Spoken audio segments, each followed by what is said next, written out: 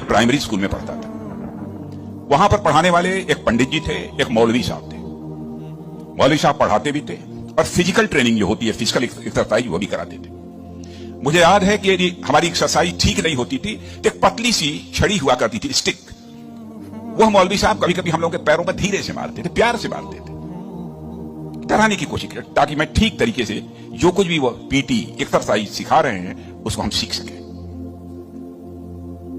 उसके बाद 38-39 इयर्स की एज में मैं जब उत्तर प्रदेश का एजुकेशन मिनिस्टर बना तो मैं अपने घर वापस जा रहा था। लंबा गाड़ियों का काफिला था, आप जानते ही हैं, कोई मिनिस्टर बन जाता है तो 1, 2, 4 गाड़ियां नहीं रहती हैं, सैकड़ों गाड़ियां पीछे लग जाती हैं। जब मैं घर जा रहा था तो हमारे घर जाने वाली जो रोड है उसके बगल में ही, लगभग हमारे घर से, हमारे गांव से लगभग 15-16 किलोमीटर दूर मौलवी साहब का घर था।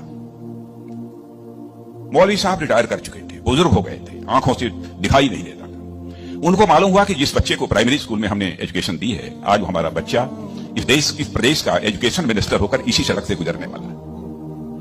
मौलवी साहब आंखें बंद किए हुए, आंखों से दिखाई नहीं देता था, और उनके 2-3 बच्चे उनके बगल में खड़े। जो सज्जन हमारे साथ बैठे थे गाड़ियों में, हमारे काफिले में, उन्होंने कहा कि देखिए, यही मौलवी साहब ने आपको पढ़ाया था, मौलवी साहब का गांव है। मैं अपने जज्बे को रोक नहीं सका, मैंने गाड़ी बैक कराई और मौलवी साहब आंखें बंद किए हुए, दोनों हाथों में हार लिए हुए खड़े थे।